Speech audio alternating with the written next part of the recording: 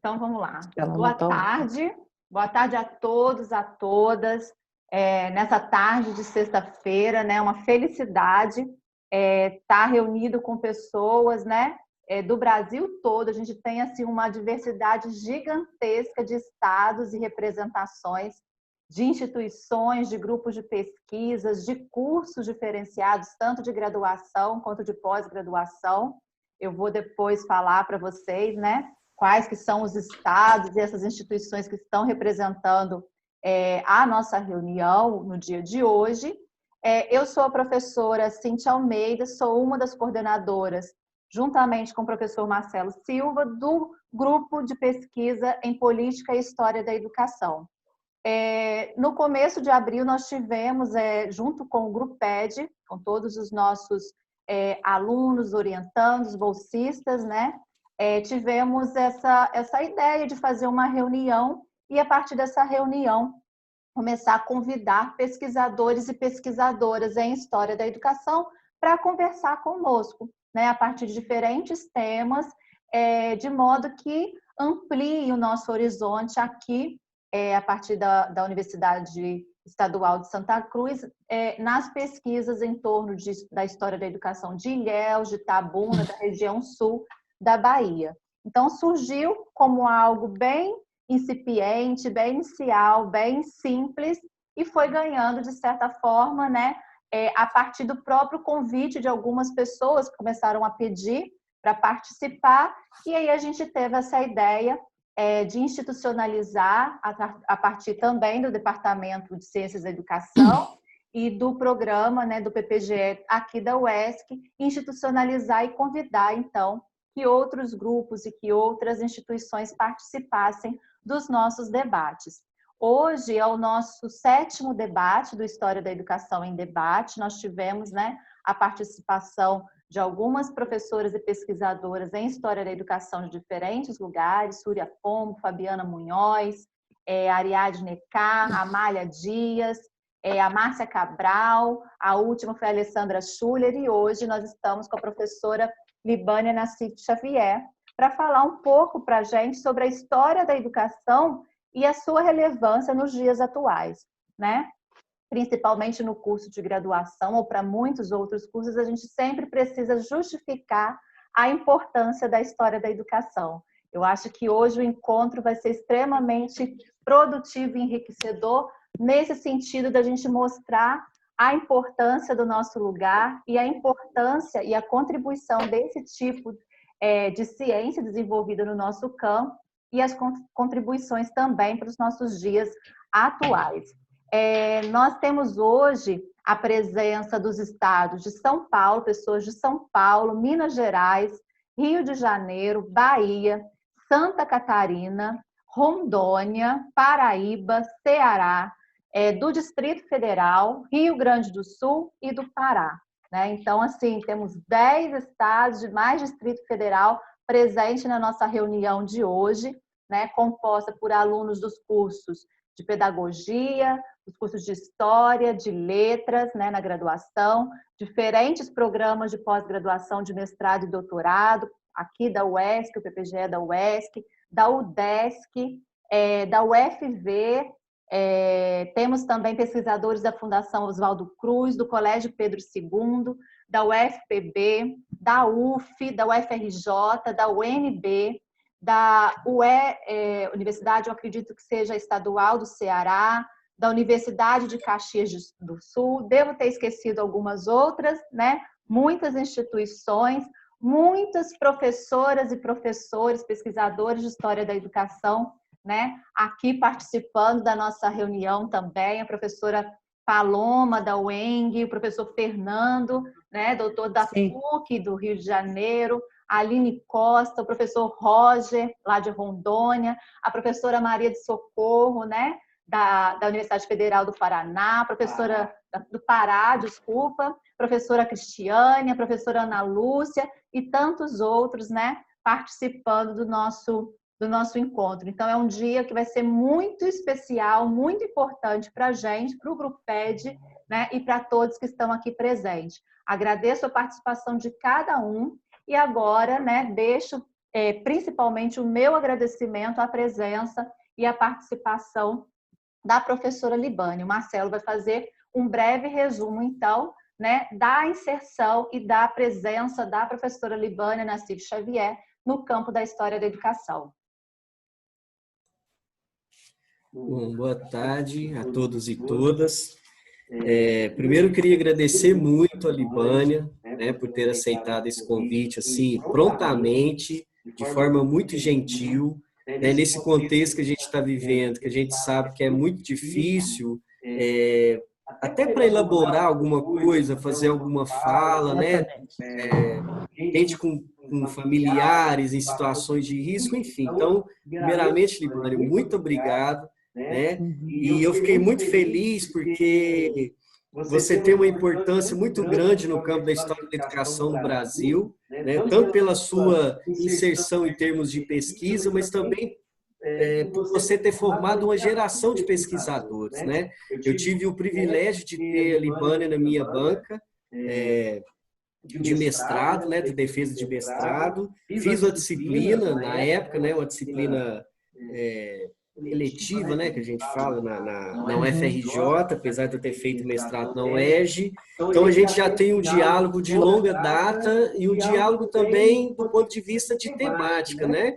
O pós-doutorado da Libânia, que resultou no livro sobre associativismo docente, inclusive que a Cíntia fez, mas a Aline a resenha, né? E esse debate é um debate também que permeou a minha trajetória por muito tempo. A Libânia ela é professora titular da Faculdade de Educação da UFRJ, mestre e doutora pela PUC Rio, possui pós-doutorado pela Universidade de Lisboa, é sócio fundadora da Sociedade Brasileira de História da Educação, e compôs a direção nacional de 2002 a 2006 e foi vice-presidente da SBHE de 2015 a 2019, né?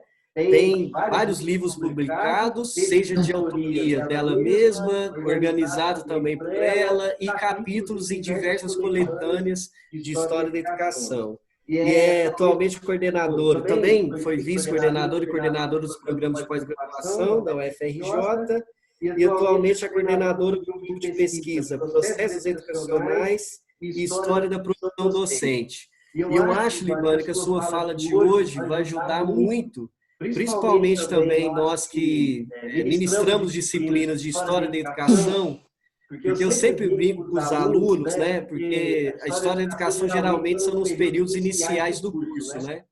E aí você tem que fazer um esforço, no meu caso, eu percebo isso, um esforço muito grande para que os alunos entendam a importância da história da educação para a sua prática docente, né? Que não é algo que é didática, as disciplinas que eles entram esperando ter e se deparam com a história da educação. E eu acho que quebra também essa visão de que história é só algo do passado e a gente não pode falar dos contextos atuais. Então, fiquei muito feliz com a sua proposição da temática de hoje, que eu acho que é um momento de, não só de nós pesquisadores de história da educação, mas dos intelectuais em geral, firmar uma posição, né, nesse momento chave para a história da educação brasileira, frente aos vários ataques que a gente tem sofrido nos últimos anos, mas que se intensificou muito agora na pandemia com essa novidade tecnológica e os enfrentamentos que estão postos, né? Então, enfim, vou passar a palavra para você, fique à vontade, mais uma vez, obrigado. Ok. Então, gente, boa tarde a todos. Começar agradecendo o convite.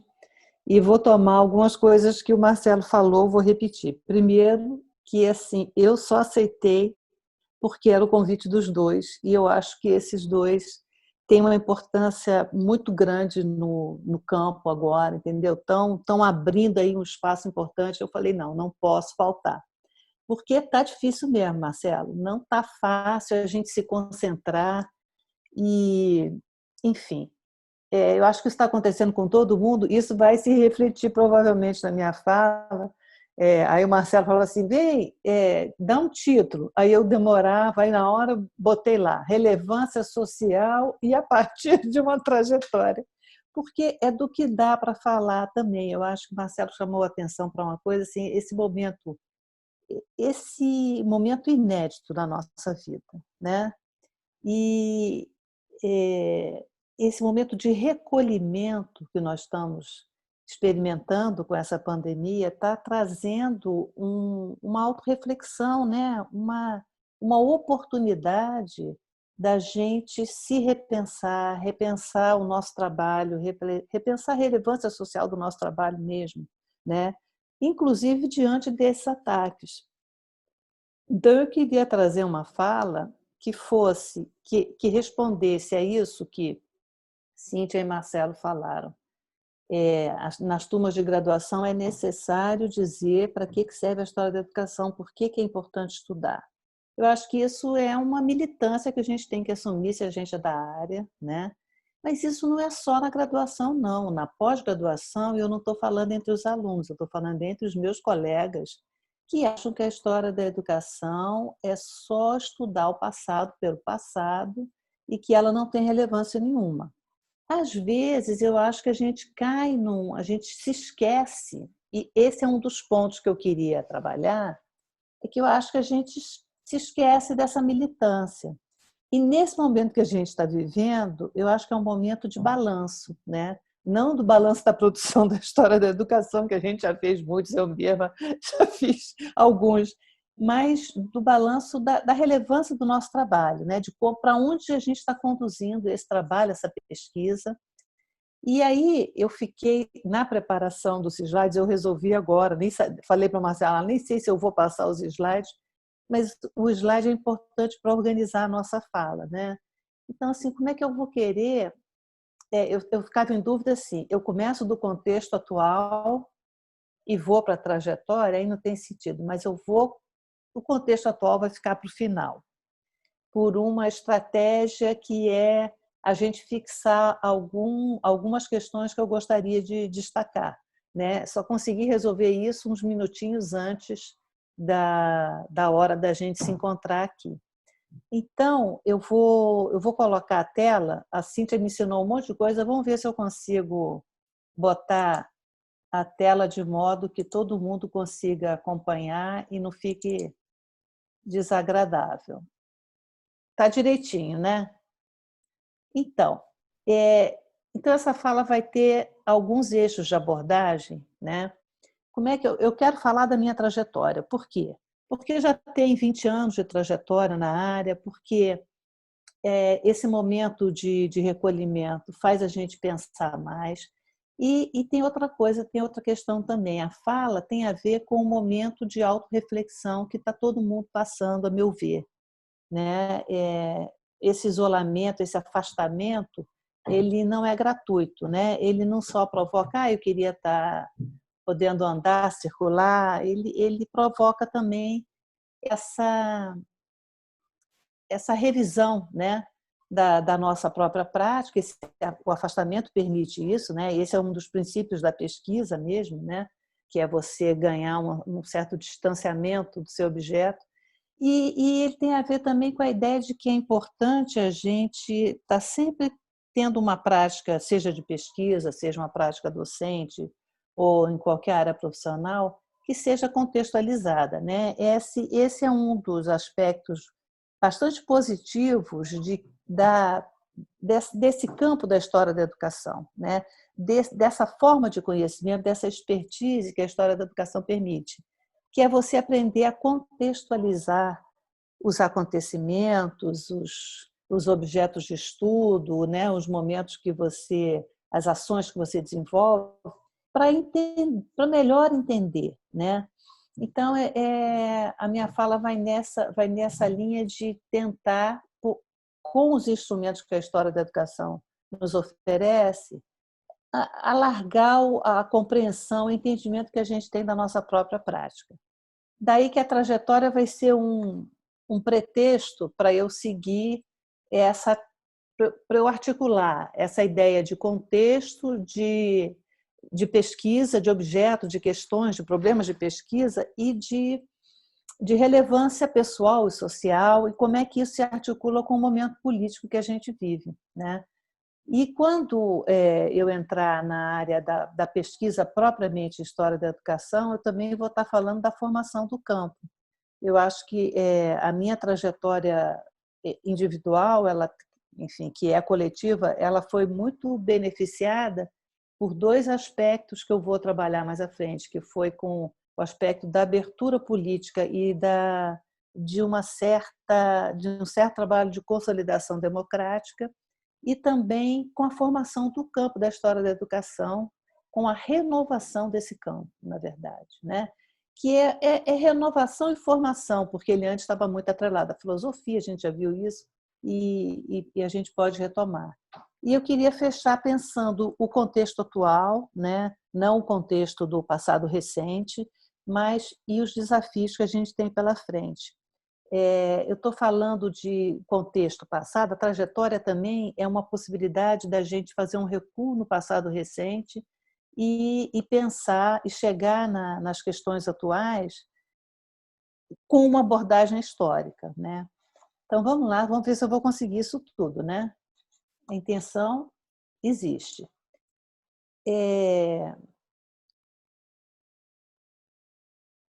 Já falei, né? Relação presente, passado, futuro.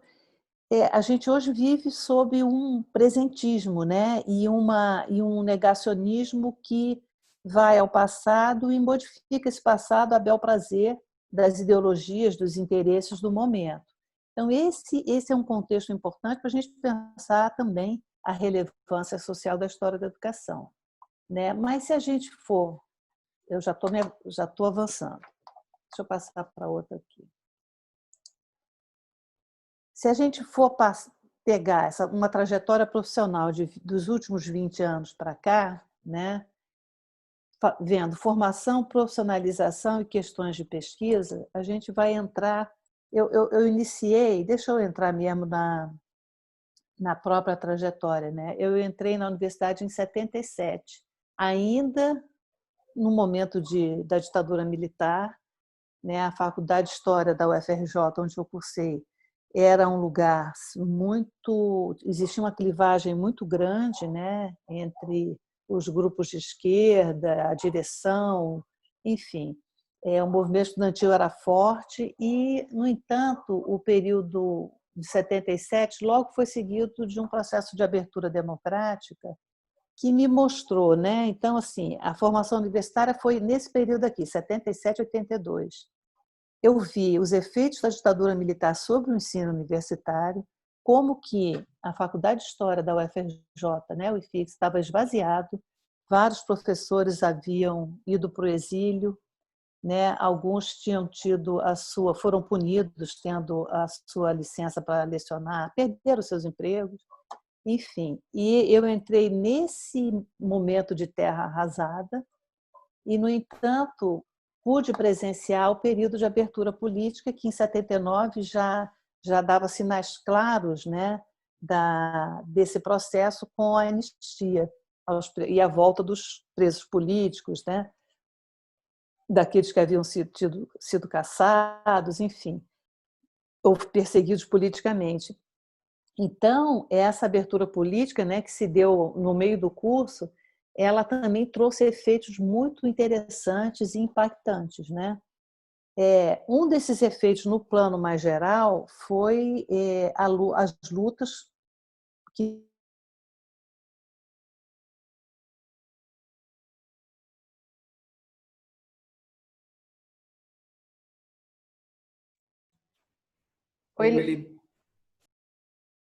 Oi, Libânia. Consegue escutar? Acho que a sua internet travou.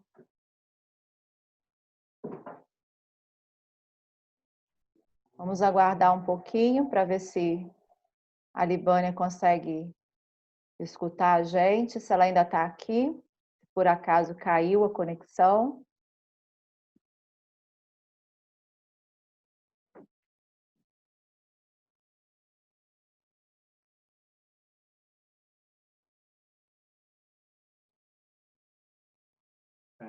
Acho que a Libânia caiu, a conexão.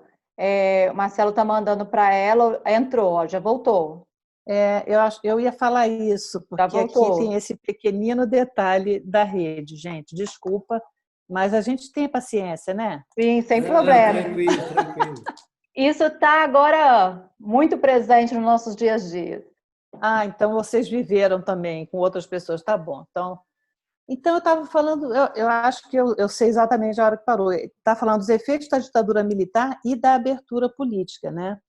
E assim, essa herança dos movimentos de educação popular, ela também é importante porque ela acabou formando também uma geração de professores e pesquisadores muito antenados, né? Aí no caso eu fiz história. Então no ensino de história essa ideia da educação como diálogo e dos alunos como sujeitos da própria história, ela estava muito presente, né, nessa geração que se formou nesse momento, e ela também tem a ver com a expansão de uma interpretação marxista da história, né, e que não era só marxista, mas também, enfim, que advogava uma história, uma consciência crítica e autorreflexiva, mas também com a renovação historiográfica, com essa história vista de baixo, né, em contraposição à história dos vencedores, uma história social dos costumes da vida cotidiana em contraposição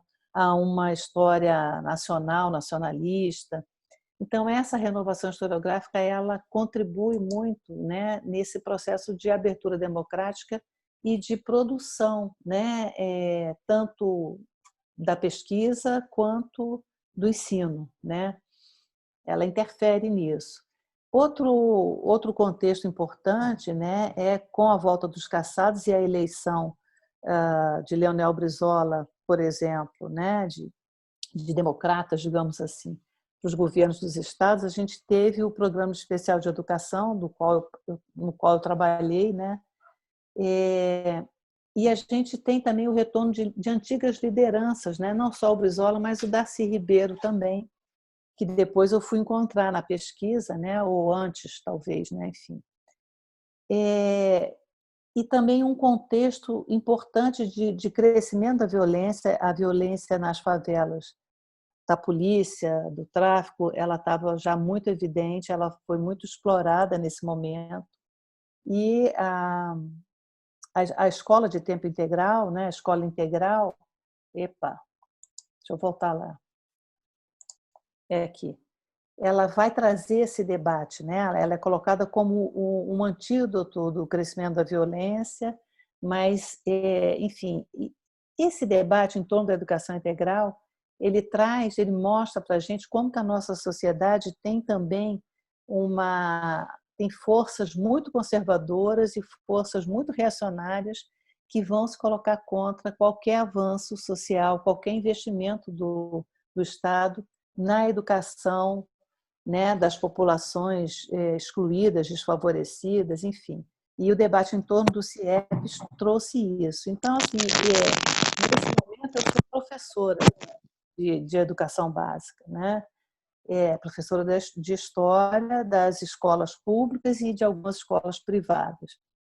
Mas eu estou vendo aí os impasses, né? O Darcy Ribeiro que falava, né, que o CIEP era uma escola de ricos para pobres, mas como que o Brizola traz e o Programa Especial de Educação, a educação integral, traz essa ideia de que a educação pública está associada, né, ele aviva essa ideia, a um projeto de sociedade. E como que é importante, enfim, você ter um projeto de sociedade é você ter uma condução segura para a educação pública, para a organização do ensino, enfim.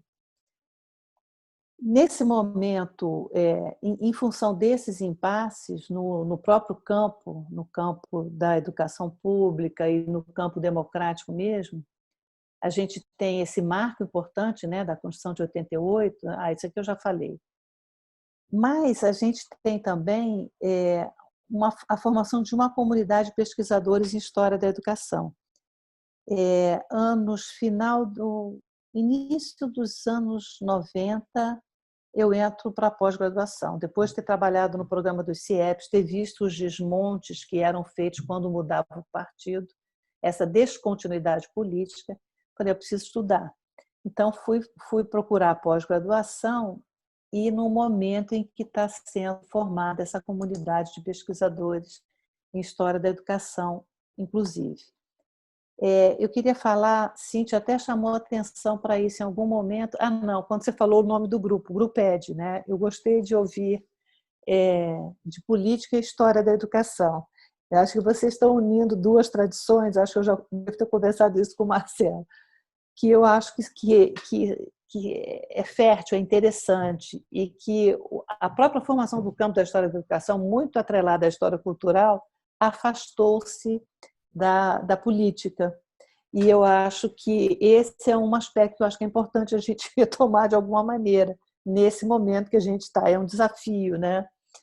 E quando, no início dos anos 90, quando eu entro na pós, um grande tema era educação e democracia. Eu lembro que tinha essa linha lá, né? Vários programas tinham linhas com nomes parecidos a esse, né? E esse tema é um tema fronteiriço, está entre o estudo das políticas educacionais de base filosófica e sociológica e a abordagem história da educação. Com a experiência, né, nunca fiz um estudo sobre isso, outras pessoas certamente fizeram, eu lembro da Cristina da UFMG fazer um questionário. Muitos pesquisadores da área de História da Educação são professores de educação brasileira, né?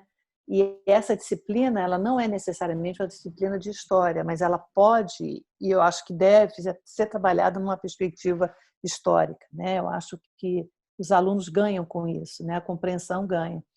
Então, foi mais ou menos nesse tema que eu me encaixei, e no momento em que a pós-graduação ela estava se libertando das teorias reprodutivistas, de uma análise muito negativista da escola, e aproveitando o influxo da renovação democrática, dessa abertura, para recuperar legados, heranças, né, patrimônio. Eu acho que é uma coisa importante a falar, e que a gente tem trabalhado, que eu tenho trabalhado muito nesses últimos anos no Proedes, né, com a Michele, com a Ana Lúcia, é a questão da importância do patrimônio educacional, da gente preservar a nossa memória, a nossa história, diante dos desafios que a gente está vivendo hoje, né? que tem se colocado. E, nesse momento, é uma recuperação não patrimonial propriamente, ou não documental, mas é uma recuperação simbólica da contribuição da Escola Nova para pensar as políticas de educação, né, para pensar alternativas à universalização do ensino, à democratização da escola pública. E essa perspectiva se encontra com essa renovação dos estudos da história e que vai redundar na renovação dos estudos em história da educação. E aí aqui eu volto para a trajetória, que a trajetória individual ela é sempre feita em diálogo, né, e em conjunto com o coletivo, né, com o campo onde você está circulando, com a rede de sociabilidade na qual você transita. E aí eu fui elegendo alguns temas e problemas de pesquisa.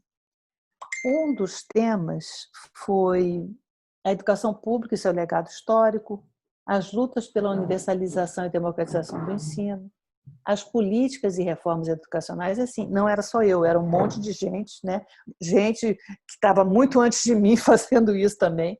Protagonismo dos intelectuais, dos educadores, dos mediadores, né? O papel do Estado ainda, mas de uma outra maneira, de uma outra forma, né? Como que esses intelectuais se articulam no aparelho de Estado e atuam, né, a partir dele, e para, no final, perceber, buscar um protagonismo dos docentes, porque se a gente fica até aqui, a gente está muito numa casta de gestores, né, dos chamados educadores intelectuais, de qualquer maneira, de um certo tipo de intelectuais, que, como Anísio Teixeira, né, que vai trabalhar na mediação cultural, né, vai trabalhar nas políticas, enfim. Mas o próprio Anísio Teixeira, esses próprios intelectuais vão trazer a importância dos docentes. embora eles não representem um protagonismo, porque não são professores, são intelectuais públicos, né, digamos assim.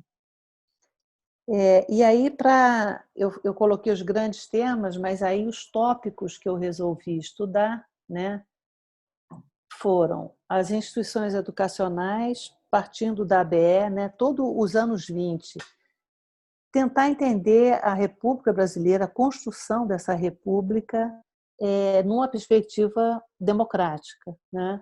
Então, como é que o associativismo, a ABE, em educação, vai trazer importantes questões, importantes debates e disputas e conflitos no âmbito da organização da educação republicana no país. Junto com indo à ABE, eu deixei o manifesto lá para diante, mas o manifesto dos pioneiros da educação nova, que é um documento, que é uma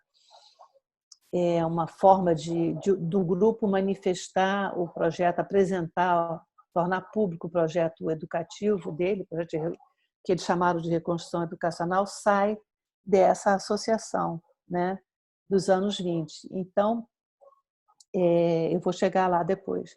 Também me interessou entender como que as secretarias de educação, na época chamadas diretorias de instrução pública, nos anos 20, depois nos anos 30, como que as reformas do Fernando de Azevedo e do Anísio Teixeira foram importantes na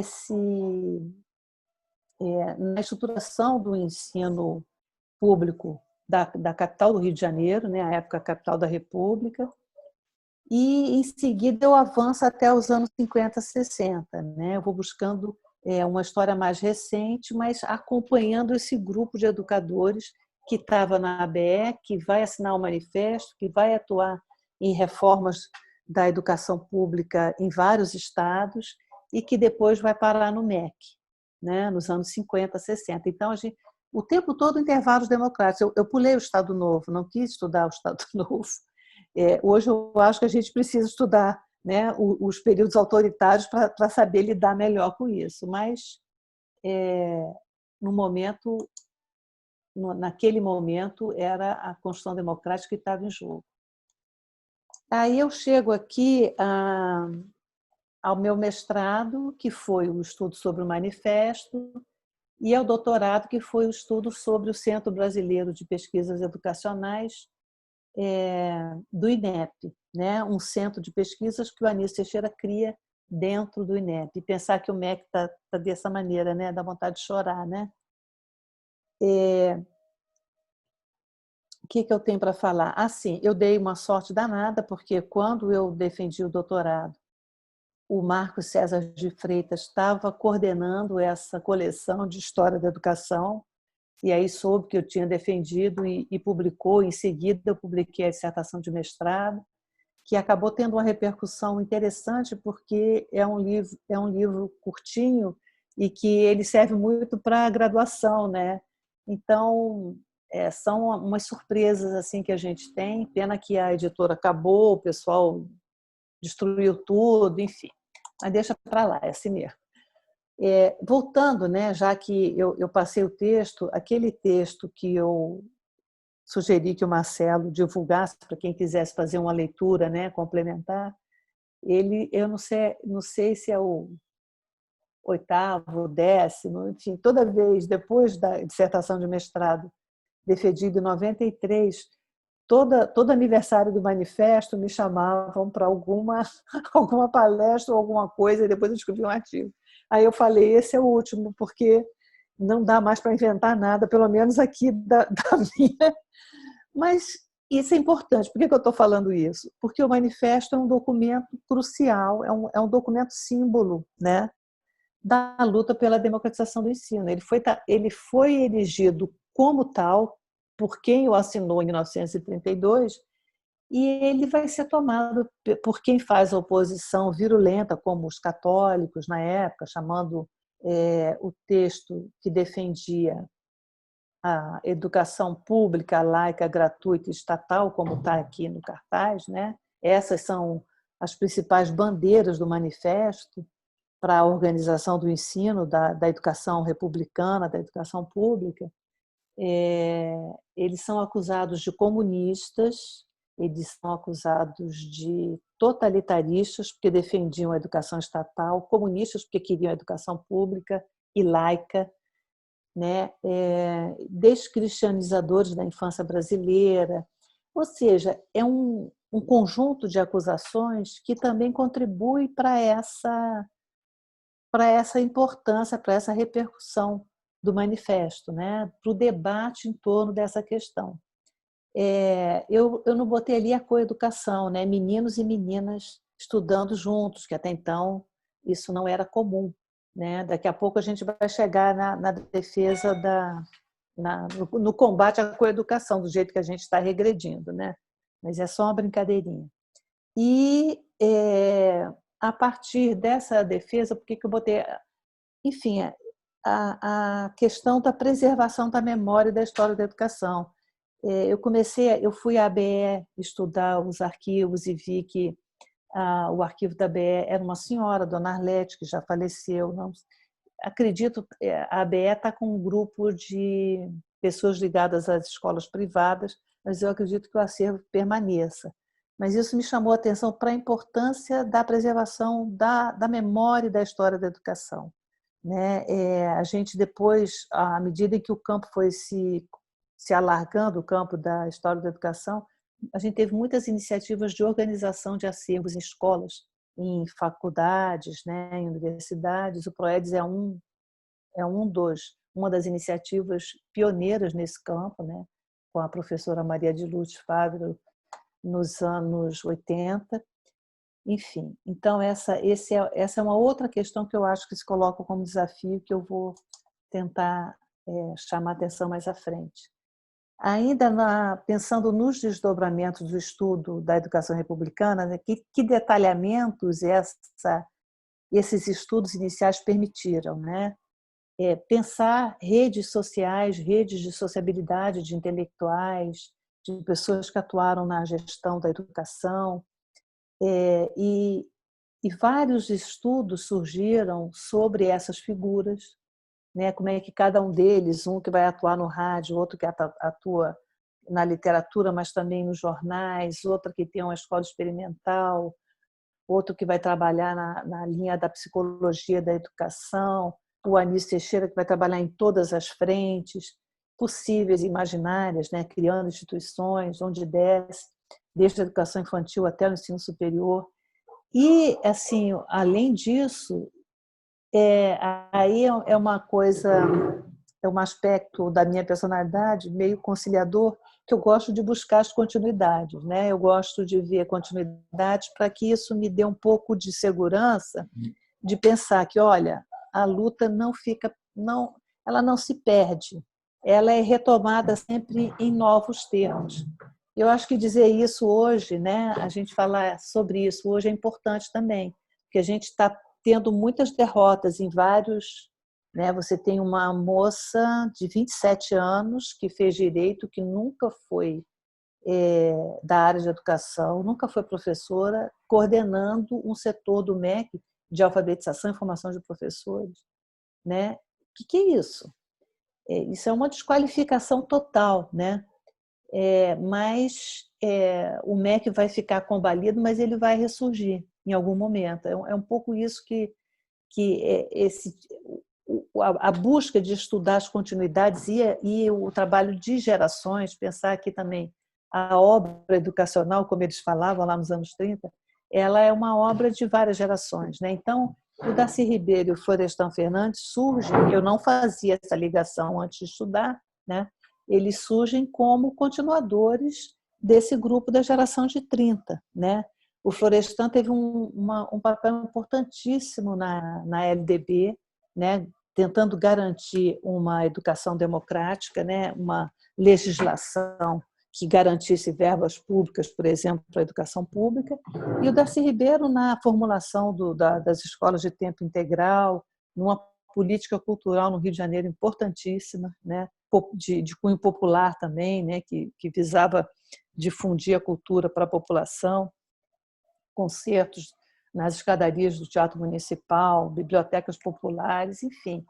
É um conjunto de iniciativas muito importante, algumas já não persistiram, mas a gente tem essa história e tem esse patrimônio, né? E, paralelamente a isso, né, ou de forma sincrônica, a gente pode olhar a formação do campo. Eu tirei daqui porque ia ficar muito grande, mas assim tem duas referências muito importantes aí, que são as teses de Marta Carvalho, na USP, e de Clarice Nunes, na PUC-Rio, né? A da Clarice sobre o Anísio Teixeira e a da Marta sobre a Bé, que são fundadoras, assim, são referências centrais no estudo dessas temáticas que eu estou trazendo aqui, né? E que outras pessoas também abraçaram. Mas, assim, como é que a gente está tendo também a formação do campo da história da educação? Já em 98, a gente tem a formação da Sociedade Brasileira de História da Educação. Em 2000, a gente tem o primeiro Congresso Brasileiro de História da Educação, que foi realizado na UFRJ, né? O PROEDES teve protagonismo nisso, né? Eu tinha acabado de entrar para a UFRJ, fazer concurso e tal. E a gente também tem, além dos eventos nacionais, a formação de encontros regionais, que aos poucos vão se configurando da forma que estão hoje, e as redes internacionais, como o Congresso Luso Brasileiro de História da Educação, o Congresso Internacional e a Rede Ibero-Americana. Mas eu queria destacar a parceria, né, a rede de intercâmbios que se formou com os pesquisadores portugueses, que eu acho que ela foi crucial. Eu fiquei pensando nisso agora, fazendo esse slide, né? Na configuração de estudos, porque foram muitos grupos que foram fazer pós-doutorado em Lisboa, em Coimbra, até no Porto também, né? Muitos colegas, né? A Ana Lúcia ficou um bom tempo lá trabalhando na Universidade de Lisboa. E como que o estudo dos impressos, né? Da circulação de impressos, da circulação de conhecimentos, como eles vão ter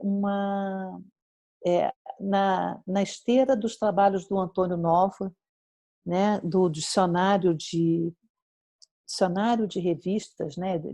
Esqueci como é que é o nome exato, de revistas educacionais, dicionário de educadores. Ele vai construindo referências, né, para o estudo da história da educação. Então, esse trabalho de construção de referências, que teve pesquisadores brasileiros desde o início, né, o grupo da Denise Catania, um dos que eu me recordo, que teve, né, um papel pioneiro nisso, uma participação.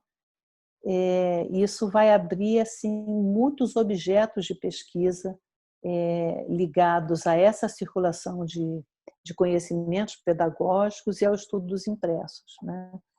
Ao mesmo tempo, intensifica-se a publicação de obras coletivas, né, com esses intercâmbios, e são intercâmbios também, são redes não só internacionais, mas posteriormente as redes nacionais de pesquisadores, que acho que Cíntia e Marcelo estão mostrando uma possibilidade, né, nesse contexto que a gente está, de criação de redes muito interessante, né, de criação de rede de intercâmbio e tal. E eu acho que nisso tudo também tem as políticas de avaliação dos programas que forçam, né, uma atitude de estar publicando o trabalho o tempo todo, de estar participando de congresso, e que ela tem uma resposta muito positiva no campo da história da educação, que é um campo também muito teórico, né? É um campo que a gente não... enfim, eu acho que ele tem essa característica. Ele podia não ser tanto, mas eu acho que é como a gente se consolidou, né? Como esse campo se consolidou como campo de pesquisa e de produção acadêmica. Seguindo aí ainda a linha, né, da educação e processos de construção democrática, eu vou mudando um pouquinho o termo, né? Antes era educação e democracia, aqui já é processo de construção democrática. Que aí eu estou querendo um pouco alargar essa temática, que aí eu vou tentar ver no Rio de Janeiro, no Brasil, em Portugal. Eu faço alguns ensaios, né, No Rio de Janeiro, eu estudei o Programa Especial de Educação, não o Programa Especial, mas o período da fusão, né, dos anos 70 até final dos anos 90, que pega as grandes greves de professores, que pega o Programa Especial de Educação e, enfim, o laboratório de currículo, todo enfim, um período importante da educação no Rio de Janeiro. Depois, o associativismo docente no Brasil e em Portugal, eu procuro ver como que a vivência de períodos autoritários e de processos de reconstrução democrática num país e no outro foi orientando o associativismo sindical, sobretudo, né? Num país e no outro, que lutas eles vão travando e como que essa temática vem sempre, né? De alguma forma eu devo procurar, e como que a própria pesquisa em história da educação vai estar presente nos esforços de reconstrução democrática nesses países, né? Em Portugal, depois acho que eu vou falar um pouquinho mais à frente, eu vou deixar. A ideia de construção da escola democrática é o termo usado em Portugal, né? A ideia de um protagonismo docente, aí já como objeto de pesquisa, né, buscando no Rio de Janeiro, eu entrevistei professores que foram do CEP, né, criaram o sindicato de professores da rede estadual, da rede pública.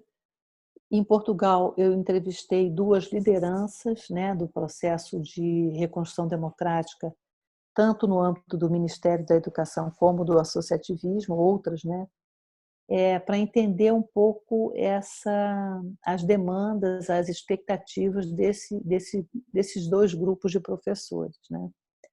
E aí eu vou dar na formação de redes de sociabilidade intelectual no âmbito da história da educação, encontrando o próprio, deixa eu ver se eu já botei isso aqui, o próprio professor que me recebeu lá, o Rogério Fernandes, lá em Lisboa, e que me disse para estudar a trajetória desse professor, do Rui Grácio, que teve um papel importante no Ministério da Educação lá e no sindicato de professores da rede privada, porque ele não teve possibilidade de trabalhar na escola pública pelo fato de ser de esquerda, enfim.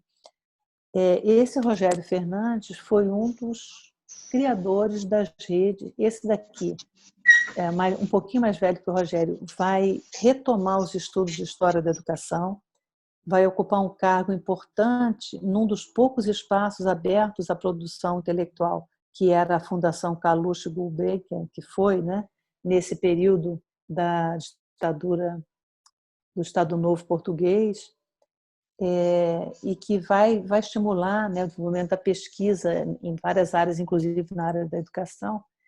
O Rui Grácio promove encontros de historiadores da educação, né, publica uma coletânea sobre história da educação portuguesa. Isso é recente, isso era novo na época, né? E o Rogério Fernandes dá continuidade a esse trabalho, articulando redes com pesquisadores brasileiros, né? Então, me foi muito grato esse estudo, né? Ver a participação desses professores também num diálogo, né? Tendo em vista o diálogo muito estreito entre a pesquisa e história da educação em Portugal e no Brasil. Em seguida, eu botei lá como título, explorei, né? Professores engajados em processos de construção democrática. A ideia do protagonismo docente começou a surgir, né? Eu comecei a me afastar um pouco dos educadores gestores para os educadores professores. Esse aqui, da educação básica, o Rogério vai para o ensino superior, e agora eu estou muito feliz estudando a trajetória do professor Rubens Santos Leão de Aquino. Quem não é do Rio talvez não conheça, não tenha ouvido falar, mas ele é um professor, foi um professor de história, faleceu em 2013, daquele tipo militante, daquele tipo de professor que compreende que a história é um poderoso instrumento de criação de um pensamento crítico, que tem um projeto, né, que tem uma utopia que eu acho que um pouco nos falta, estamos faltando hoje, de construção de uma sociedade igualitária, de um mundo melhor, que acreditava plenamente nessa possibilidade, que vai lutar como professor. Ele foi professor de cursinhos de pré-vestibular nos anos 70, 80, 90, até 2000, e de escolas privadas também. Enfim, e também é autor de livros didáticos. Ele tem várias coleções de livros didáticos, e a coleção de livros didáticos para o ensino médio foi muito marcante. É uma coleção chamada A História das Sociedades. Ela traz toda a renovação historiográfica para o ensino de história.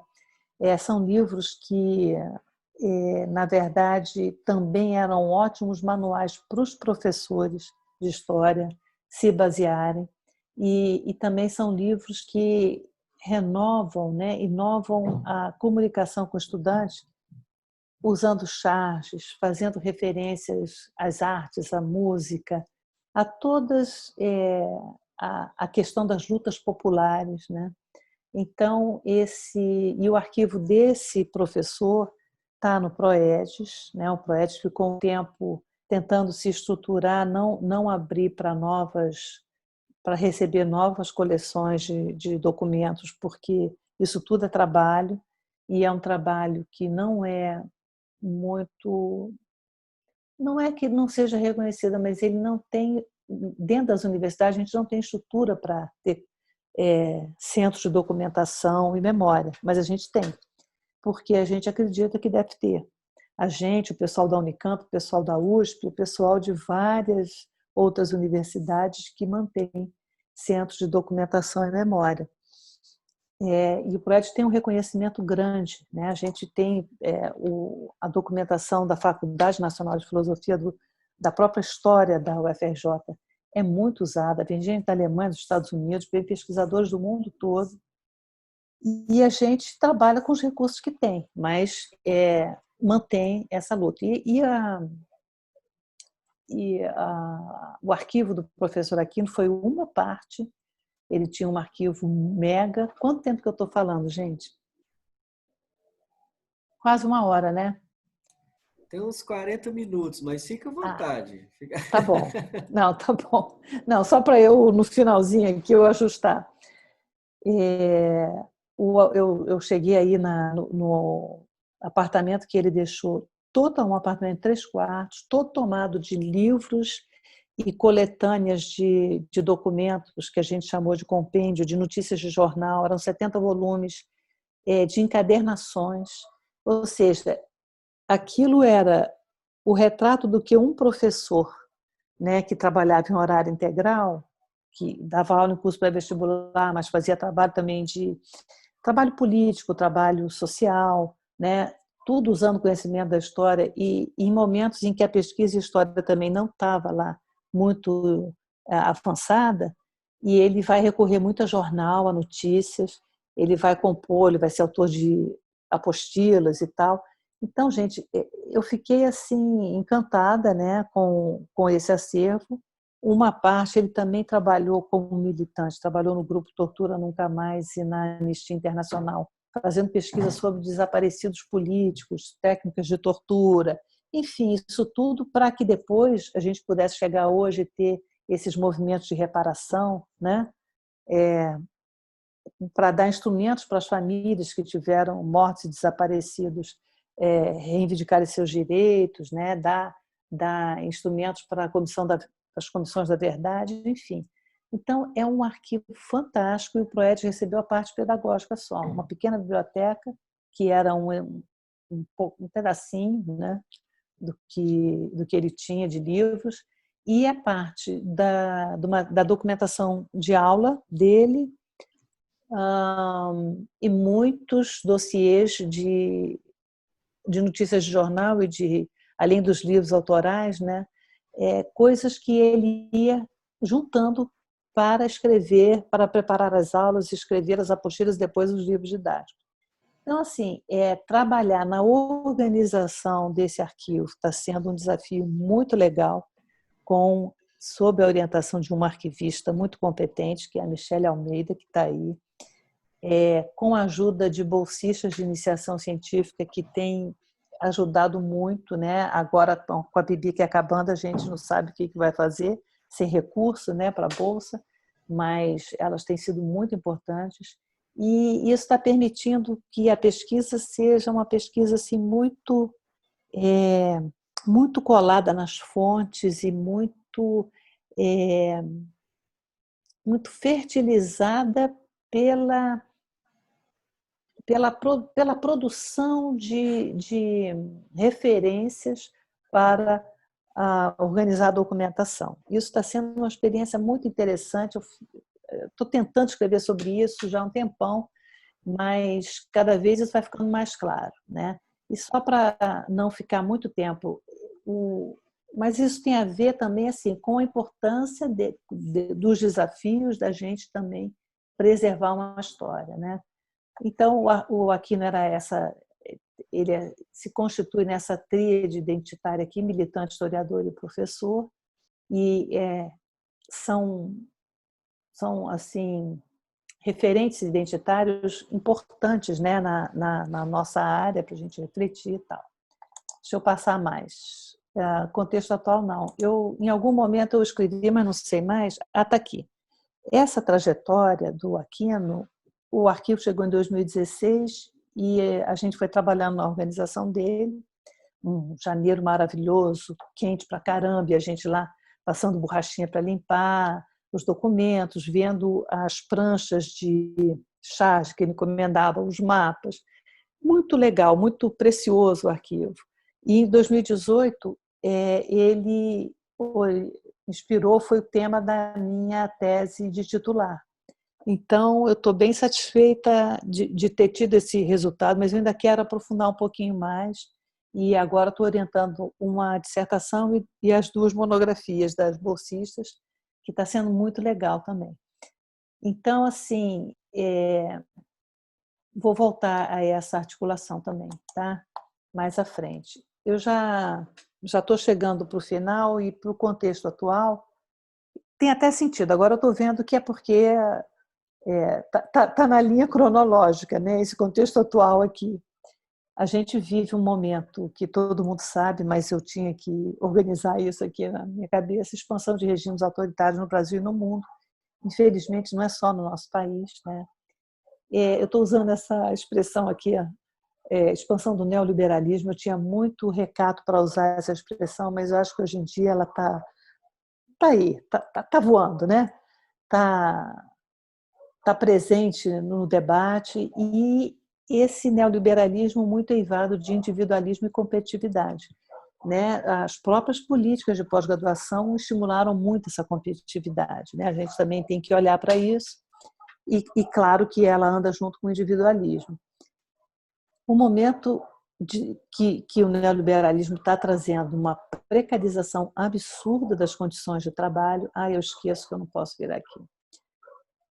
Inclusive do trabalho docente, né? E também convivendo com uma ideia de uma teologia da prosperidade, né? que valoriza a fortuna e o consumo como símbolos de aceitação, né? Como de sucesso, em detrimento e não a empatia e a compaixão com o outro, né? Essa ideia de prosperidade que está na raiz dessa maneira de pensar o mundo, ela não cria vínculos, né? Não cria relações com quem não tem, com quem precisa. Ela foca na trajetória de cada um rumo a possibilidade de ter um consumo desejável, né? De acumular bens materiais, e isso parece que é jargão, mas não é não. Isso tem sido, a gente está vendo expressões muito fortes dessa falta de empatia, né? Dessa diminuição do sentimento, da capacidade das pessoas se colocarem no lugar do outro e de quererem ajudar. Com essa pandemia, né? As desigualdades sociais estão abertas, estão mostrando que quem tem condições de se safar numa situação limite como essa, quem não tem, né? Mas a gente também vê movimentos de empatia e compaixão, mas a gente também vê uma autoridade pública dizer que lamenta, mas que é assim mesmo, né? A lei do mais forte. Então, isso tudo eu acho que, como educadores, né, nos coloca um desafio muito sério, muito grande, né? Eu queria um pouco falar mais do contexto da profissão docente, né, que os professores estão sob ataque, né, a liberdade de ensino está sob suspeita, né? Esse movimento Escola do Partido é uma expressão dessa suspeita que tem se colocado sobre o trabalho do professor e desse desejo de controle absoluto, que é inviável. E o arquivo do Aquino, a trajetória do Aquino mostra que como o professor é livre para, de fato, exercer uma influência, mas como ele mesmo diz na entrevista, fala, se eu puder influenciar para que ele tenha um pensamento crítico, ótimo. Se for igual, se ele pensar igual a mim, melhor ainda. Mas se não, que ele seja crítico. Então é isso, né? A gente vive um contexto de intensificação e flexibilização dos contratos de trabalho. Isso não tem a ver só com o uso de tecnologias, porque de agora, né? Porque na universidade, pelo menos na minha, está uma discussão enorme sobre o uso de tecnologia, sobre exclusão. No entanto, a gente vê que isso vem sendo usado, por exemplo, na rede estadual de ensino, os professores estavam tendo que, na hora da aula, lançar a presença dos alunos e a própria presença. Aí, se a rede estivesse lenta, caísse, eles ficavam com falta. Então, imagina o estresse que isso provoca, né? Até o professor poder começar a aula. Enfim, esse é só um pequeno exemplo, né? Como que essa flexibilização, essa uberização que as pessoas vêm identificando, né? Os professores temporários, substitutos e por aí vai, como que isso tem dificultado, né? Dificultado o trabalho desses professores e uma desvalorização da própria instituição escolar e da profissão docente com essa ideia de homeschooling, de uma educação doméstica, de uma educação feita pelos pais, né? Feita pela comunidade, que pode até ser interessante, mas que não necessariamente vai contra a escola, né? Enfim, não, do jeito que ela está sendo colocada, ela não está sendo interessante, ela está sendo colocada em oposição à escola. Se a gente pensar um contexto de desenvolvimento da pesquisa em História da Educação, já chegando para o final, a gente vê que nós tivemos uma ampliação da pesquisa e uma consolidação incrível do campo, né? Do campo acadêmico da História da Educação. A gente teve a expansão de uma rede de pesquisadores de História da Educação em nível internacional fantástica. São vários eventos, são várias redes, tanto nacional também, que eu não coloquei aí, mas a gente também está diante de um provável recuo frente às políticas de desmonte do desenvolvimento científico em geral e da área de humanas em particular. A gente perder a possibilidade de ter bolsa PIBIC, por exemplo, eu acho que provoca um impacto grande. E como é que a gente... assim, que desafios são esses? Eu já nem lembro mais não, ainda tem bastante. Como é que a gente responde a isso? Essa que é a minha questão, né? Primeiro eu vou identificar os desafios para ficar um pouquinho mais organizado. Primeiro, assim, a gente tem que fundamentar uma crítica aos discursos revisionistas e negacionistas que estão em curso, né? Essa coisa de que a ciência não serve para nada, de que não houve tortura, não houve ditadura, não houve, sei lá, não houve nada que eu não queira que tenha havido na história. Então, daí que a história, a preservação de documentos, preservação de memória é fundamental, né, para a gente conter esse tipo de discurso, para a gente ter argumentos contra. E esse negacionismo, né, de que a ciência não leva a nada, de que a educação, para quê? Né? Se o cara pode virar um comerciante e ganhar dinheiro, pode ser um blogueiro, né? Para que precisa qualificação profissional para coordenar o IFAM, para coordenar algum setor do MEC? Não precisa nada, basta ser jovem, ser, né? Então, acho que a gente tem que mostrar que não, né? Como é que a gente fundamenta uma crítica a isso? Estou colocando o desafio, não tenho as respostas, até porque a gente tem que construir isso. Mas eu tenho algumas perspectivas, né? Outro desafio é construir uma alternativa a esse imediatismo que está reinando, né? No mundo ocidental. Eu estou pegando as palavras do Hartog, né? Que nos impede de ver o outro, de ver para além de nós mesmos. E eu acho que essa parada por conta do isolamento, né? Esse retraimento, ele dá uma chacoalhada nisso, né? A gente estava correndo, correndo, correndo, entendeu? Era tudo para ontem, a fila anda, e de repente você para, até organiza, que bom que a gente está podendo se comunicar aqui, mas de outra maneira, né? Enfim, a gente tem que botar uma lente para enxergar melhor os efeitos desse imediatismo, dessa corrida desesperada para chegar, sei lá, aqui a tantos pontos, a tantas produções qualificadas. Vamos aproveitar que isso está em xeque também, para a gente repensar esse modelo, né, e ver como que o nosso trabalho pode responder a essas questões, né? Olhar, voltar para o passado, fazer a ponte com o presente. Aí eu vejo novos desafios, né? Já no campo mesmo da educação, né? Compreender e fixar os sentidos éticos e políticos da educação pública no mundo atual. A gente tem esse dever, né? Eu acho que vários pesquisadores, a Alessandra Schuller é uma a Malha também, são as que eu estou lembrando agora, que tem um trabalho sobre a contribuição de professores negros no início do século. A Malha que estuda a história local, né, da região da Baixada, de Caxias, uma região pouco estudada ainda, né, uma região de ocupação popular, e, enfim, como é que é importante a gente jogar luz sobre esses espaços, né, de desenvolvimento da escola, a importância da escola pública nesse local, como é que ela se constitui, se desenvolve, né, como é que é importante a gente compreender essas questões e ver o protagonismo dos professores também, de professores negros, de professoras mulheres, enfim, são temáticas que estão aí muito fortes, né?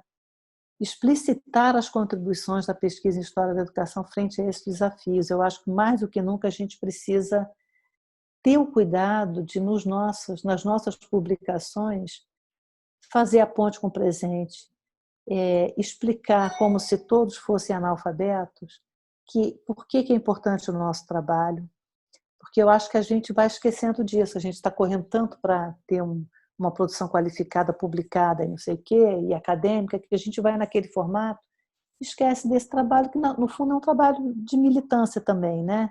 Militância para a própria área, né? E para a relevância social dela. Perceber as conexões históricas entre educação, autoritarismo e democracia, né? São outras temáticas que estão entrando também aí, e que quem é mais jovem certamente deverá observar, né?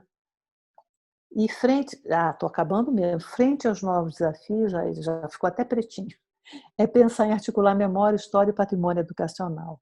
Tentar difundir. Eu fui ao encontro de museus, não, Encontro do Centro de Memória da Unicamp, que ele já é, não sei qual edição, é a primeira vez que eu fui, foi no ano passado. Nossa, que trabalho maravilhoso! Quantos estudos de história local, de lugares assim que você nem imagina que tem menino estudando, que tem pesquisador articulando, sabe? Trabalho importante de preservação do patrimônio educacional. E aí eu penso também que é importante investir em projetos de extensão. O PROET seria tá nessa linha, né, de abrir a consulta pública, a documentação sobre memória educacional que a gente tem. O Arquivo Aquino vai nessa linha, mas eu estou me aventurando, acho que eu vou fechar com isso, num projeto de extensão que chama Escola Tem História. É um trabalho de mediação cultural, de difusão do conhecimento histórico, do conhecimento da história das escolas do Rio de Janeiro. ele está em fase de implantação. Eu estou tendo muitas dificuldades, vou confessar, para dominar essa comunicação e o uso das tecnologias, mas tem um monte de aluno, tem até demais, me ajudando a criar uma linguagem para divulgar drops de, né, umas balinhas de história dessa escola, da escola tal. A gente começou, uma aluna teve a ideia, vamos fazer um questionário, um formulário perguntando quais as melhores lembranças da sua escola. Aí, a partir dessas lembranças, a gente vai para as referências, dissertações e teses que estão à disposição e tenta trazer isso para o público mais amplo, que não seja só o público acadêmico. No fundo, o que eu acho que a gente precisa fazer, eu ouvi uma professora do Cariri, eu acho, falando que a gente precisa se alfabetizar tanto nas novas tecnologias quanto na importância, né, na relevância social do nosso trabalho, né, na área de educação, na área de humanas, na área do patrimônio, na área da memória, e parar assim, dar um recuo nessa corrida acadêmica e olhar também para esse público mais amplo, né? Tentar fazer, enfim, desdobrar mais uma frente de trabalho para além da publicação de artigos e livros, enfim. A gente pensar num trabalho de divulgação, de mediação para esse público mais amplo. Acho que era isso, gente. Deu quase 1 hora. Não estou ouvindo. Então, Tá, não, ótimo, Libane, é isso mesmo. Você coloca aí, Libane, só para encerrar o slide, por favor, só para a gente voltar para a tela. Lá no verdinho. No qual o verdinho. slide? Verdinho? Tirar a apresentação. Para tirar. Isso. Ótimo. Não, eu tenho que ir no vermelhinho. Aí, Pronto. ótimo, tá bom. Perfeito. Eu fiz várias anotações aqui, mas eu quero primeiro ouvir as pessoas presentes, e aí já temos aqui no chat alguns inscritos. O primeiro é o Sérgio falou que está sem microfone, e o Sérgio ele é me orientando aqui do mestrado, e ele pergunta o seguinte: primeiro ele agradece a você, né, pelo divisão do conhecimento conosco, e aí ele faz a seguinte pergunta: como a senhora vê o processo de militarização da escola pública e se esse processo é ou pode ser antagonista de uma escola que deve ser pública, democrática e de qualidade? E qual poderia ser o lugar dessas escolas militares na história da educação? Eu vou responder um por um ou a gente faz um bloco? Pode ser. O que você prefere? Acho melhor para não se perder, né? Tá. Não, eu concordo com você, Sérgio. Eu acho que a gente perde, né, na dimensão pública da escola, a gente perde em liberdade de ensino, a gente fica muito atrelado a uma questão disciplinar, né, uma questão de uma educação mais autoritária mesmo. Não que eu seja contra que os militares tenham as suas escolas, mas elas são boas para os militares, estão fazendo a formação, e ainda assim elas podem ser alvo de críticas também, né? Eu acho que não é uma boa solução, e eu acho que isso está no pacote desse momento autoritário que a gente está vivendo e simplificador, né? Que desconhece as experiências educacionais incríveis que nós tivemos, até por culpa nossa também, que a gente precisa divulgar mais, a gente precisa fazer militância nesse sentido, né? Mostrar que a gente tem um patrimônio histórico incrível e que ele pode ser usado para melhorar a qualidade do ensino, para ampliar o experimentalismo pedagógico, para mostrar alternativas diferentes, experiências, enfim. Eu acho que isso vai na contramão, e essa militarização é a solução considerada mais fácil, né? E grossa, digamos assim. A próxima, temos inscritos até agora a Raquel, Ana Lúcia e o Marcondes. Raquel, pode fazer a pergunta. A Raquel é do nosso grupo, Libânia, aqui, do PED. Estou vendo a Raquel Olá, aqui. boa tarde a todos. Boa tarde, professora Vânia. Então, a senhora usa um conceito interessantíssimo. A senhora já falou durante a apresentação, também apareceu seu texto, que é o conceito de intelectual público. Então, gostaria que a senhora falasse um pouco mais sobre isso, sobre o conceito de intelectual público e bem sobre os limites e as possibilidades do uso dessa categoria de análise nas pesquisas da área de História da Educação. Obrigada. Tá. O Eduardo Said é um autor que trabalha esse conceito, mas outros autores também trabalham.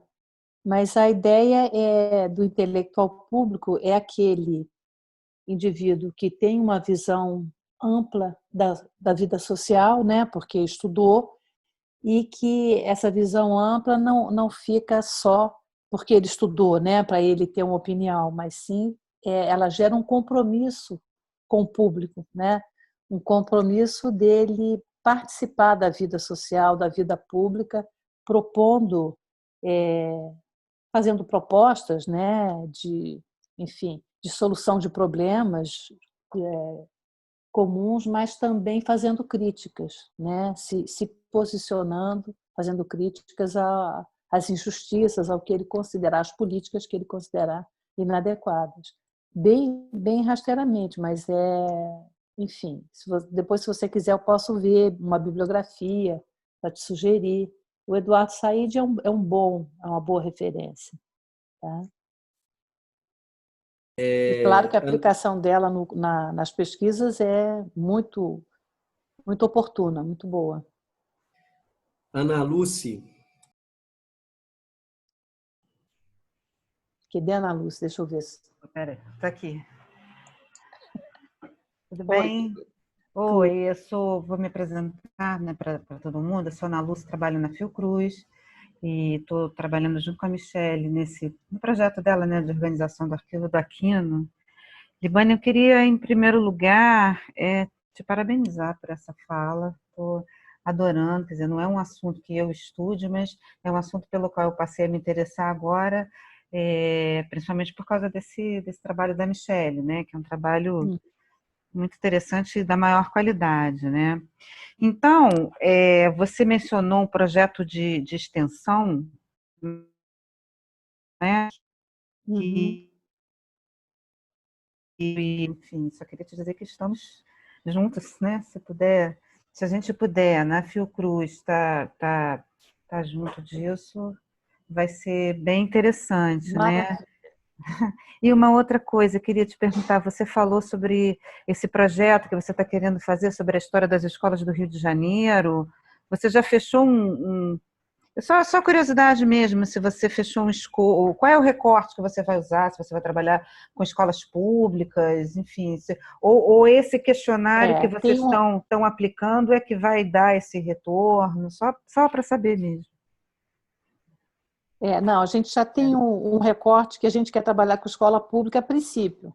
Né? Eu não excluo nada, porque a gente tem escolas privadas, experimentais, mas aí eu acho que é mais, né, é uma coisa para se analisar mais para frente. Mas a gente está procurando isso, né? Escolas públicas do Rio, que são aquelas que precisam mesmo, né, de reforçar a memória. A autoestima da escola, né? Exatamente. E a gente tem material para isso, né? O desafio está sendo a gente achar a medida certa, né? Mas pode deixar que eu vou te procurar. Opa, vou adorar. Obrigada, Libânia. Um beijo para você, parabéns aí pela palestra. Beijo. Marcondes tem uma questão. Oi, Marcondes. Está dando reverberação no som aqui. Está dando aí? Não. Não estamos ouvindo. Não estamos te ouvindo, Marcondes. Aí, está sem microfone.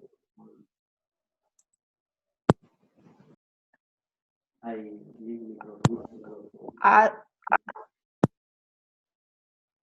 não conseguimos te ouvir.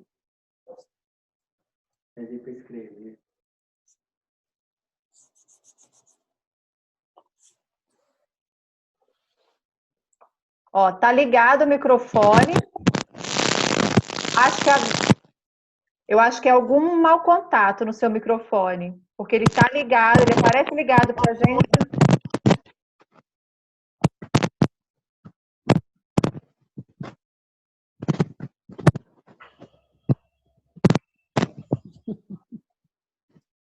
Se você prefere.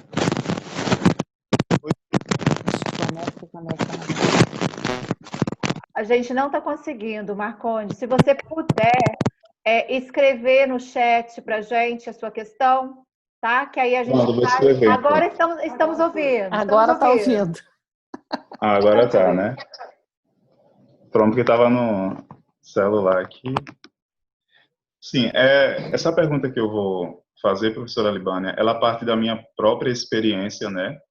Tanto na época da graduação quanto da pós, porque durante a minha trajetória com alguns colegas de outros campos de estudo, né, principalmente o pessoal da política educacional, normalmente sempre havia uma espécie de cisma, né, de separação, principalmente nas questões relacionadas aos assuntos contemporâneos, né? Inclusive, eu tenho uma amiga que ela sempre costuma me dizer uma hora ou outra que ela não gosta de conversar comigo sobre questões atuais porque eu sou do passado, né? E justamente por essa característica que se pensa de que historiador da educação só pensa no passado. E muitas vezes, pessoalmente, eu percebo que muitas vezes eu sinto a necessidade de que também o historiador da educação ele precisa pensar nas questões atuais, né? Mas não só na conversa do dia a dia, mas também na própria pesquisa. Porém, a gente sabe que, infelizmente, a gente não tem muita abertura no campo da pesquisa e da escrita para se pensar nessas questões atuais da educação, que seria acontecimentos dos anos 2000 para cá. E aí eu queria perguntar se, na sua avaliação, não seria preciso hoje, talvez a comunidade acadêmica, pensar na possibilidade de se pensar numa história da educação do tempo presente, como a possibilidade da gente poder trazer para a pesquisa agora essas questões tão importantes que a gente sabe que discutir e não deixar para pesquisar daqui a 2 décadas, 3 décadas ou um Quando século. já tiver frio. Quando já tiver frio, né? E o que você pensa sobre isso? Eu estou adorando essas perguntas que elas já vêm com uma resposta embutida, né? Eu concordo com você, mas essa ideia de uma história do tempo presente é um artifício, pelo menos eu penso assim, para você poder ser aceito no campo, né? Eu acho que o que a gente tem que combater mesmo, ainda mais nesse momento que a gente está precisando se unir, é com esse divisionismo, essa competitividade que impede que você entre no campo do outro, né? Não, esse aqui é o campo do fulano, então não, aqui é presente, aqui é passado, e isso faz com que você aprisione o outro ou se aprisione naquele nicho para não se expor. Não, eu só falo do passado, o meu passado já indica quem lê com atenção, é fato, a gente estuda o passado, quem lê com atenção faz as relações. Eu não estou dizendo que a gente faça uma história desconectada das questões do presente. Nunca. A história que a gente produz é uma história de qualidade, uma história de educação de qualidade em geral. Mas existe essa crítica que eu acho que a gente precisa responder na prática, e existe dentro do próprio campo uma certa vigilância, né, que crê que você não se aventurar muito numa análise do presente protege da identidade, mantém, né, a identidade do campo, que é importante, mas ela não precisa ser tão rígida. E eu acho que nesse momento ela precisa mais do que nunca, precisa se articular com outros campos, precisa debater. Uma outra questão que eu achei que você até ia falar dessa cisma, que, por exemplo, no seu trabalho, né, que eu fui da banca de dissertação do Marcondes, então eu conheço, é um trabalho muito bacana, e que dialoga muito com uma interpretação do Saviani, com uma interpretação de corte marxista, e que às vezes a gente acusa o marxismo de ser... qual é a acusação mesmo que a gente faz aos marxistas, aos trabalhos muito dicotômicos, né? Preto no branco, certo ou errado. E, na verdade, deterministas, né? um determinismo econômico, não sei o quê. Isso pode existir, mas assim, não é interpretação, né? Há trabalhos excelentes e a interpretação marxista nos dá instrumentos fantásticos para a gente pensar o mundo atual, né? Então, eu acho que a gente tem que parar com essa... Eu estou esquecendo o nome, gente. Como é que, quando a gente rotula os campos, a gente tem que acabar com esses rótulos, sabe? Com esses aprisionamentos e se abrir para um diálogo mais franco mesmo, um diálogo mais construtivo, que o momento está exigindo mais do que nunca, né? Eu acho que essa sua pergunta, Marcondes, ajuda a pensar o desafio atual, que eu acho que o maior desafio é esse, é a gente mudar o nosso modus operandi, a nossa maneira, o nosso comportamento até então, no influxo dessas políticas de avaliação, da pós-graduação, de distribuição de recursos e papapá. Isso está mudando e a gente precisa mudar e se unir, né? Não só para enfrentar essas políticas de pós-graduação, de financiamento, de pesquisa e tal, mas também outras políticas mais amplas, né, que cerceiam a nossa liberdade de produzir, de trabalhar, de pensar, de se expressar. Então, acho que é bem-vindo. Eu não escrevi, mas eu acho que é muito bem-vindo esse novo desafio, né? Desafio da gente tentar dialogar mais, se abrir mais para o diálogo, para a troca, né? Para o intercâmbio, para uma união assim que estava meio difícil, meio comprometida. Bom, aqui no chat a Daniele está te dando os parabéns, que ela está falando aqui que ela é do grupo de pesquisa que estuda História da Educação na PUC de Goiás. E a Isis tem uma pergunta, quer te fazer uma pergunta. Depois da Isis, a Fernanda está escrita. Isis. Olá, boa tarde. Oi, Isis. Primeiro, eu gostaria de agradecer a oportunidade e me apresentar rapidamente. Raquel é minha prima do coração.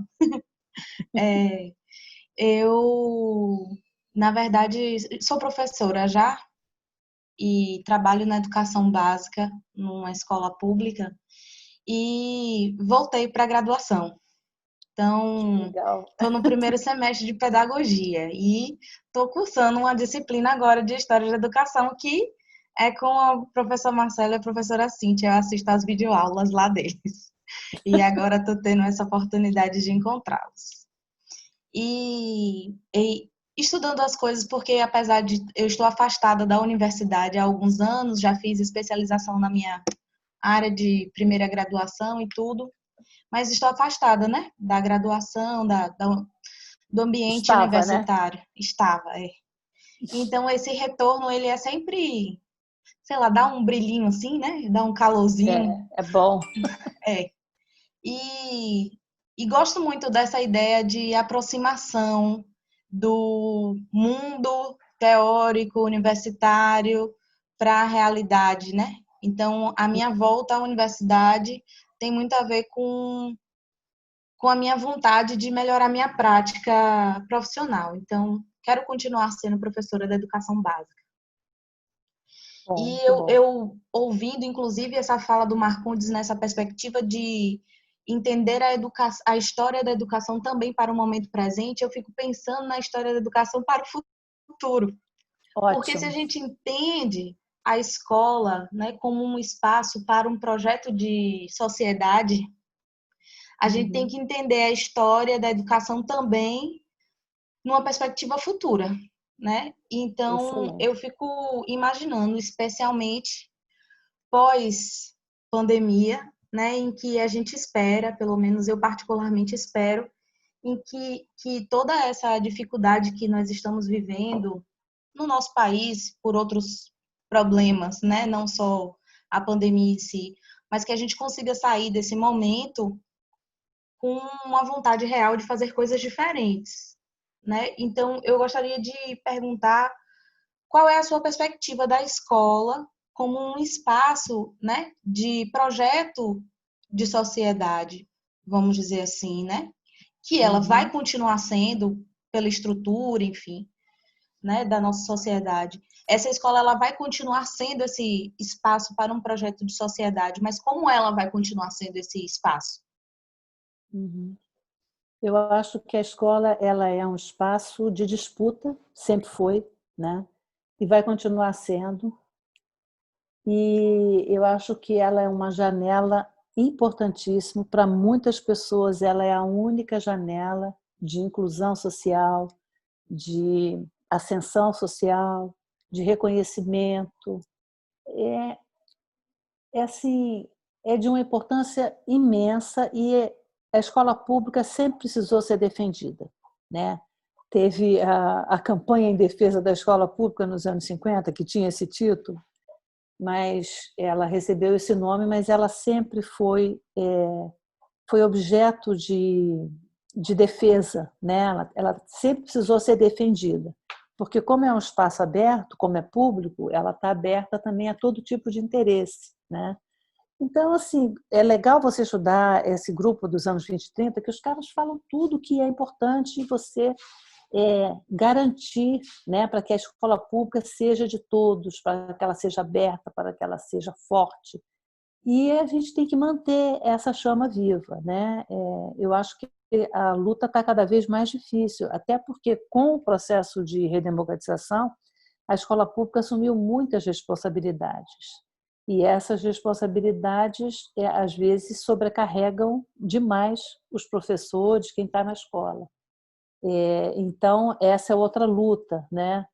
Como que você vai dar conta dessas responsabilidades, como que você vai proteger a população. Por exemplo, no Rio, eu tenho uma orientanda, uma doutoranda, que é da Maré, dá aula na Maré. E a escola virou um lugar para distribuir cesta básica. Só que a prefeitura deu cartão para metade dos pais. A outra metade eles não têm registro. Então, o que as pessoas estão fazendo? Estão recolhendo dinheiro para comprar cesta básica. Isso não é a função do professor, mas a escola acaba funcionando dessa maneira, e como os professores são intelectuais públicos no sentido, né, mais positivo que essa palavra traz, eles se comprometem com isso. Então, assim, eu acho que a escola é crucial, a gente tem que defender, ela não vai acabar com a educação remota, a escola popular, sobretudo, não vai acabar com o homeschooling, ela vai continuar, até porque a gente vai batalhar por ela, né?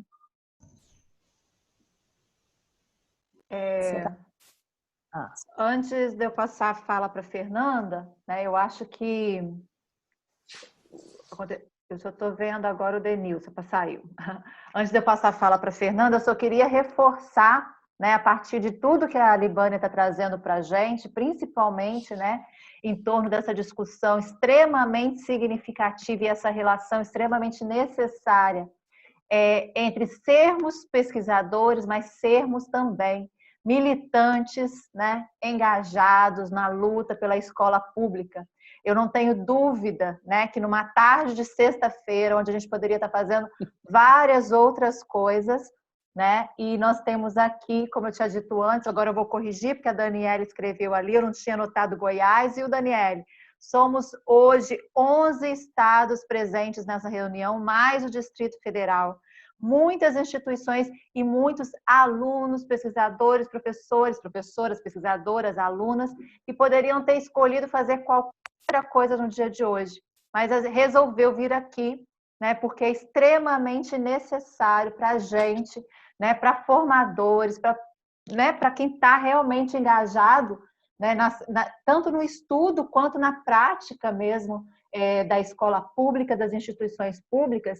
A gente sabe a necessidade desse diálogo, desse encontro, da gente conhecer e se reconhecer no lugar de fala, né, no lugar das pesquisas e nessa relação. Então, assim, para mim hoje já é algo extremamente enriquecedor para a minha vida esse momento, porque eu estou junto com quase 50 pessoas, né, nesse momento, de diferentes lugares, que eu tenho certeza que nenhum, né, vai deixar de militar e pesquisar a escola pública, porque nós sabemos o nosso lugar e nós sabemos que a escola pública depende de cada um de nós. Eu, declaradamente, sou essa pesquisadora militante, né, já recebi minhas críticas, inclusive com relação a finalizar a conclusão da minha tese. Na conclusão eu vi mais a militante do que a pesquisadora. Foi, inclusive, uma negociação que eu e minha orientadora fizemos. Ela tem certeza? Eu falei, tenho. Esse é o meu papel de professora de escola pública, de educação básica, de universidade. Então, eu só queria destacar mais uma vez, né, que eu falei, muitos foram entrando depois. Eu falei sobre vários professores e professoras que estão presentes hoje, falei das várias instituições, né, de pós-graduação e de graduação. Então, agradecer mais uma vez, né, e passar a fala para a Fernanda, que tem uma questão.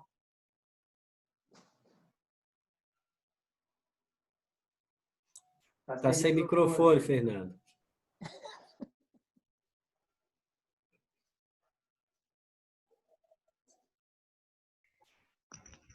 Oi, estão me ouvindo? Boa tarde a todos. Queria começar primeiro agradecendo a palestra da professora, que foi maravilhosa. Obrigada.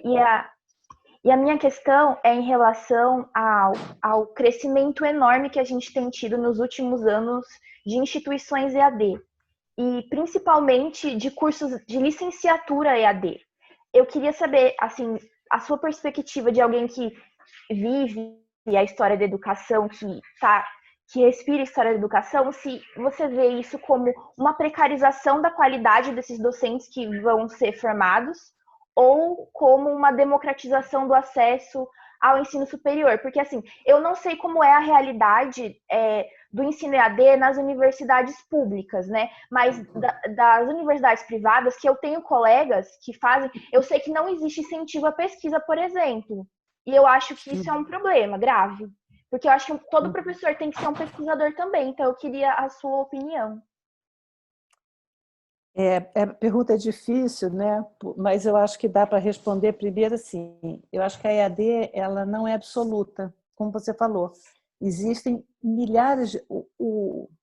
A forma em si, ou o veículo, né? Eu acho que ele pode ser muito bem utilizado. Então, eu acho assim, eu não gosto dessa coisa, a EAD é ruim, é precarização. É claro que ele tem sido usado para precarizar muitas vezes, né? Tem universidades que, outro dia, o ex-reitor, o Roberto Ler, nosso colega, estava falando que, assim, sei lá, 40 mil alunos estavam sendo avaliados por 40 professores, sei lá, essa proporção está meio esquisita, mas eles pode ser um instrumento de precarização imenso, mas também pode ser um veículo, uma forma interessantíssima e democratizadora do conhecimento, né? Eu conheço uma pessoa, eu tenho uma amiga que não tinha formação em nível superior, fez um curso de pedagogia em EAD, está trabalhando numa escola, fez pedagogia, está trabalhando numa escola pública da Baixada, está trabalhando com criança excepcional, fez um mestrado, tudo a partir de um curso que ela fez. Quer dizer, então, é uma questão muito complexa e ainda muito nova, mas que eu acho que a gente não pode ser reativo completamente a ela. A gente tem que analisar cada contexto, né, na linha da fala, né, para ver a opinião. Eu sei que o Estado do Rio também tem, a UERJ tem um curso à distância, que tem muitos monitores, muitos alunos do curso de pedagogia se envolvem como tutores. Então, assim, eu acho que a gente não pode ser fechado, né, e ser reativo. A gente precisa conhecer, contextualizar e se abrir para entender e ver o que a gente pode explorar. Né? Esse professor, o Aquino, né, que eu estou estudando, o cara, em plena ditadura, ele dava umas aulas super engajadas, ele falava, publicou livros, né, com orientação marxista, com orientação crítica, e conseguiu, entendeu? E ele teve coragem e foi modificando. Então, acho que é isso. Às vezes, o cenário parece muito fechado, mas a gente consegue abrir brechas e inverter aquela orientação que parecia ruim e construir, ser construtivo. Acho que é um pouco isso, né? Só ler aqui, pessoal, muita gente agradecendo, Libana, te elogiando pela fala. A Tainá, que é mestranda lá em educação na UFV. Tainá, se você tiver em contrato comigo aí na UFV, não sou eu, tá? Com meu irmão gêmeo é professor lá, né? A Silvia Martinez, a professora Socorro, enfim, gente que agradece a presença de todos. Tem Diga, uma Libana. fala da Silvia aqui, ó. O Estado do Rio tem o CEDEST, que é um consórcio de universidades públicas. Por um lado, democratiza o acesso, mas também precariza as relações de trabalho. Nada é tão simples. Obrigada, Isso. Silvia. É difícil essa Desculpa, relação. Márcia. Não. Então, Libana, eu queria primeiro só tocar em alguns pontos, né, da sua fala, que foi muito pertinente, e é interessante como que a gente dialoga também, e aí eu acho que isso tem a ver com a formação e com a perspectiva, né? Eu comungo, assim, não é à toa que você é minha referência bibliográfica, né? Está lá na minha dissertação, está também na minha tese, que aí a gente acaba comungando, né, de uma visão de mundo a partir de um certo olhar dentro da história da educação e vai fazendo que a gente tenha certas aproximações também analíticas, né? Isso também é interessante. Eu queria só destacar que você falou do ProEDS, né, que eu conheço, já fui, que é um trabalho maravilhoso, e registrar que aqui na UESC, né, também tem o centro de documentação, e muito importante na região, Legal.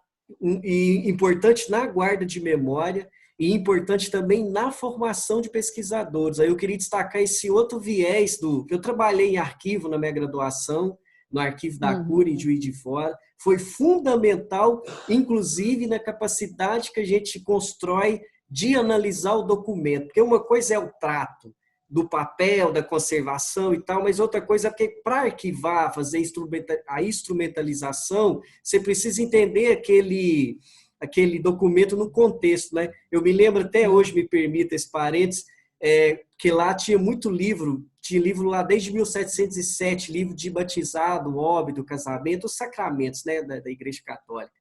E chovia pesquisador, e a gente de tudo quanto é lugar do Brasil, eu ficava assim, o que esse povo sai de São Paulo para vir ver livro de batizado, gente? Eu, no início da graduação, não tinha dimensão nenhuma ainda de pesquisa, e aí hoje a gente entende a relevância, né, desses documentos. Então, primeiro, fazer esse registro. E segundo, em relação ao seu projeto de extensão, falar que é algo que a gente tem em mentalidade aqui também, em mente, de construir aqui na UESC, dentro do nosso grupo. A nossa inserção no mestrado, inclusive, foi visando, porque assim, como é muito difícil a gente sair em todas as cidades da região que a UESC atende, né, dessa interiorização aqui universitária, é mais fácil que esses alunos cheguem a nós. Então, a nossa inserção no mestrado foi pensando justamente nisso. Né? O Sérgio, por exemplo, que é me orientando, apesar de não ser especificamente história da educação, é mais para a linha de políticas públicas, mas é de Bicuí, que é uma cidade aqui da região.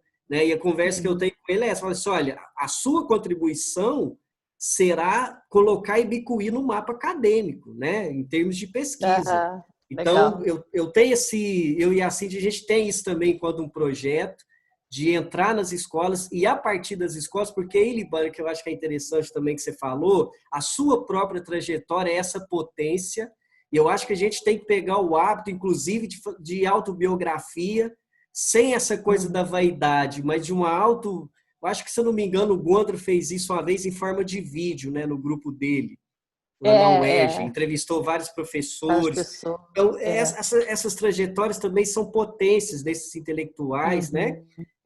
E desses professores que não estão no centro, vamos dizer assim, entre aspas, da produção acadêmica entre os pares, das revistas especializadas. E aí eu também comungo demais e queria destacar uma outra, para quem também tiver interesse, tem uma professora do nosso departamento, eu acho que ela até entrou no início, mas não estou vendo ela aqui mais, a Cristiane. A Cristiane, ela criou um canal no YouTube, a partir do projeto de pesquisa dela, e o canal chama, tipo essa que você falou das gotas assim, de história, né, e tal. São sempre vídeos curtos, vídeos de 5, 10 minutos no máximo, e que é o projeto dela que chama Mulheres Negras para Aulas de História. e ela conta a história de mulheres, né, desde o século XVIII, mas conta... Deixa eu só corrigir o nome do projeto, senão ela vai brigar com você. Mulheres Negras Africanas para a Sala de Aula. É isso. E aí essas histórias que ela conta de um jeito, não aquela análise, não é que é raso, né? Eu assisti a entrevista do Silvio Almeida no Roda Viva, segunda-feira, ele falou uma coisa que me chamou muita atenção, ele falou assim, não devemos menosprezar os nossos ouvintes, achando que eles não têm capacidade de entender certas complexidades. O que ele quis dizer? É problemático reduzir questões complexas em nome de um falso ditatismo. Então, a gente pode falar de coisas complexas de forma simples, sem reduzir a complexidade das questões. E isso é sair dessa amarra, né? Porque a escrita acadêmica ela nos amarra de determinada maneira. E é um espaço que eu acho fundamental para ser disputado, que são esses outros canais. Mas a grande discussão, que aí eu vejo que tem a ver com uma perspectiva que você colocou, que a gente precisaria rever também o modo que nós nos relacionamos com a produção do conhecimento. E aí é sair dessa coisa de que aquele tema é meu, ninguém mais pode falar, que eu acho que é muito isso, sabe, Libânia? Eu acho que a falta do diálogo é que a pessoa... Eu estou me colocando nisso também, porque é uma disputa por publicação, a gente sabe o tanto que é uma exigência pela novidade acadêmica, que a gente fica tão receoso, entre aspas, do outro publicar antes, que eu fico escondendo. E eu aprendi com o Marlos, que você conhece muito bem, o professor Marlos da UFJF, o Marlos dizia o seguinte, ele falava assim, Marcelo, ele falava para o grupo, né, ele falava assim, gente, a apropriação do tema se faz publicizando o tema e não escondendo. Então, assim, quando você começa a falar, quando você começa a divulgar de forma franca e disposta a realmente compartilhar, o tema se torna seu, automaticamente, assim, ninguém vai te roubar isso, né? Eu acho que é isso, assim, eu sou extremamente favorável, e aí eu acho que tem que juntar com essa molecada. A Fernanda, por exemplo, ela é formada também em design. Então, ela que criou o logotipo do nosso grupo, nós já temos um canal no YouTube, nós temos página no Facebook, no Instagram, e são eles que, na verdade, a divulgação, quem faz são eles, assim. Cai na rede e o negócio ganha vida própria, né? Então, assim, queria só destacar essas questões. Tem mais alguma... Depois eu quero todos esses links de YouTube, de tudo que você falou. Eu te mando a palestra. Alguém tem mais algum questionamento? Se a Libânia quiser fazer alguma consideração, alguma outra questão, enquanto as pessoas se inscrevem ou a gente vai encerrando. Vou fazer uma fala aqui de... não sei, se alguém quiser perguntar ainda alguma coisa ou falar, tudo bem, mas assim, queria agradecer muito, dizer que não sabia desse tamanho todo, né? Falei assim, não, legal, vou, coisa bem informal, né? Mas além desse tamanho todo, enfim, dizer da alegria que me proporcionou estar aqui com vocês. Estava um pouquinho tensa, né? Por conta de não conseguir preparar muito bem, mas às vezes também a gente não prepara bem e sai mais natural também, né? Enfim, e dizer que estou muito feliz de ver a potência desse trabalho que vocês estão fazendo, entendeu? E muito feliz de poder estar presente aqui com vocês e dar os parabéns. Libânia, a gente que tem que agradecer pela aula, né? Que tarde que a gente passou hoje juntas, e hoje você destacou o nome do nosso projeto, né? Essa relação que a gente estabelece entre política e história da educação. A sua palestra, a sua fala de hoje mostrou a importância, né, dessa ligação entre política o tempo todo, né, principalmente de política social pública, para falar de história da educação ou para pesquisar, né, problematizar a história da educação. Não tem como, até tem, mas assim, eu acho que talvez não seja tão fértil, né, fazer de uma forma separada. A professora Libânia a disciplina, né, inclusive que nós fizemos com ela na UFRJ, foi de Educação Brasileira, e quando o Marcelo e eu pensamos o grupo, né, nós temos 2 projetos distintos de História da Educação, é porque quando nós viemos aqui para a UESC, o Marcelo veio como professor de História da Educação e eu vim como professora de Política, né?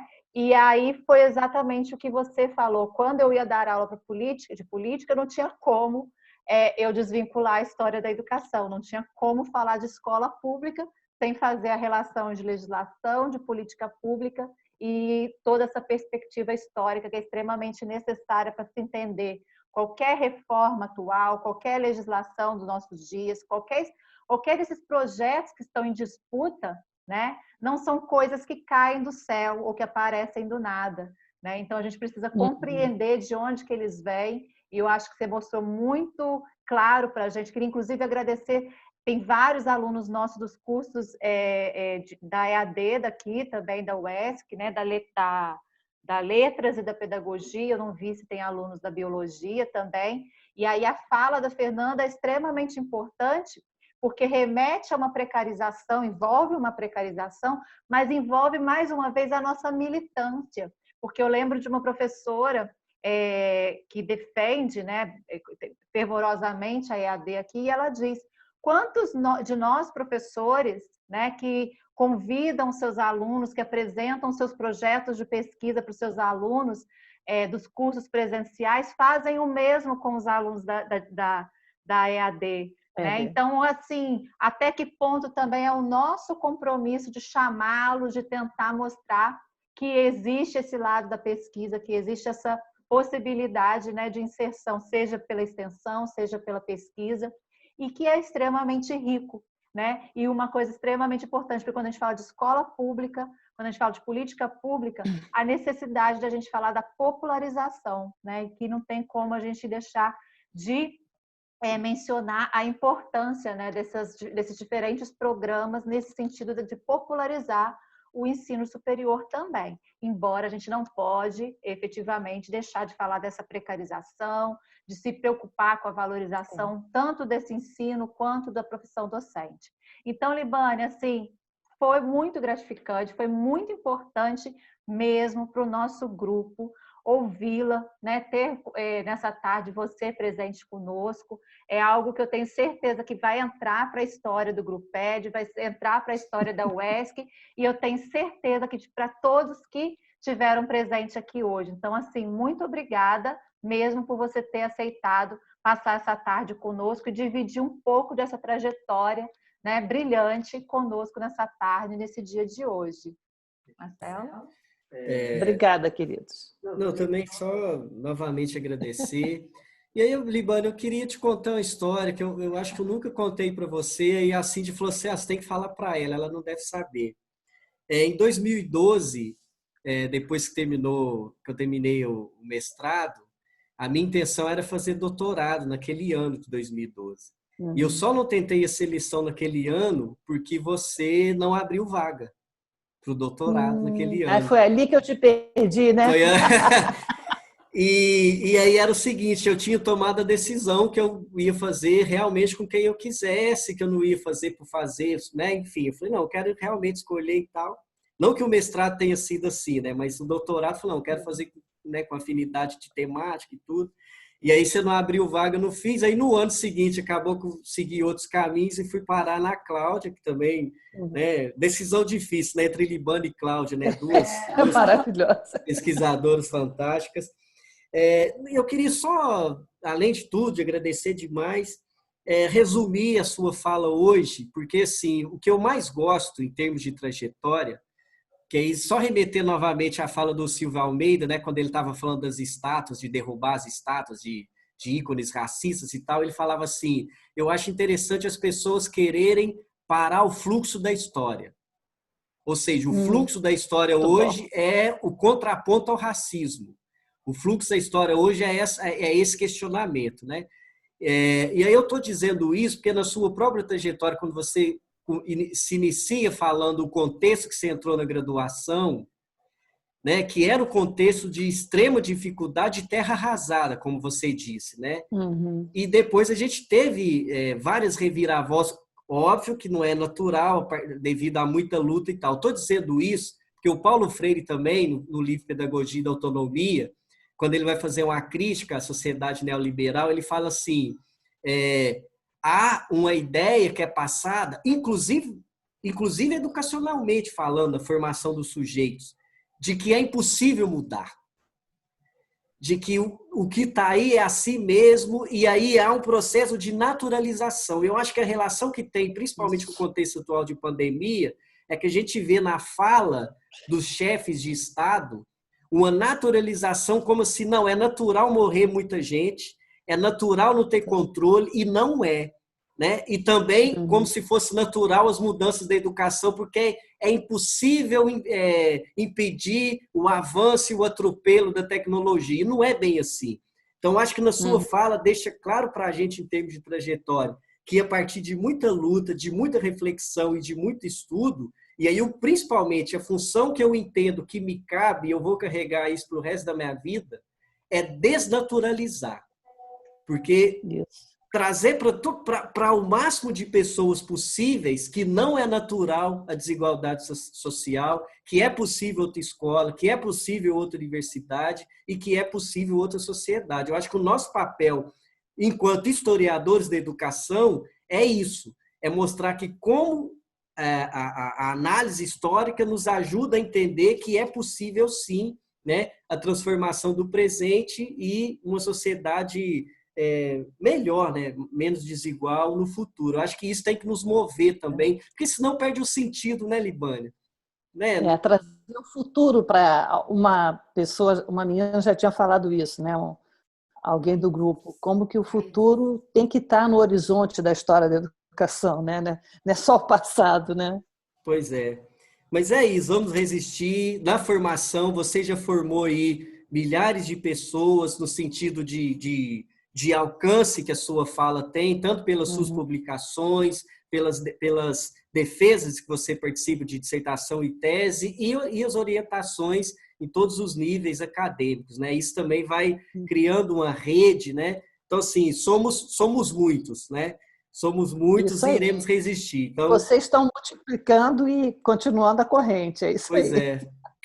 Quero agradecer pela essa injeção de ânimo e dizer que eu quero um dia aprender até essa fala serena, que você transmite uma calma para a gente que dá vontade de ficar escutando falar o dia Mesmo todo. ficado nervosa dias antes, né? Mas isso também é bom não perder, né? É bom. Não perder esse frio na barriga, isso também nos move, né? Mas é isso, querido. Muito obrigado. Obrigado a todo mundo de vários lugares do Brasil. E só lembrando, gente, que o nosso próximo encontro será no dia 9 de julho, com a professora Alessandra Silva, né, que vai falar um pouco também das pesquisas dela, sobre escritas de si. E aí está todo mundo convidado, vamos divulgar os links, quem quiser. Será uma honra e um prazer tê-los novamente, tá bom? Libânia, querida. Falou. Beijo para todos. Beijo para você e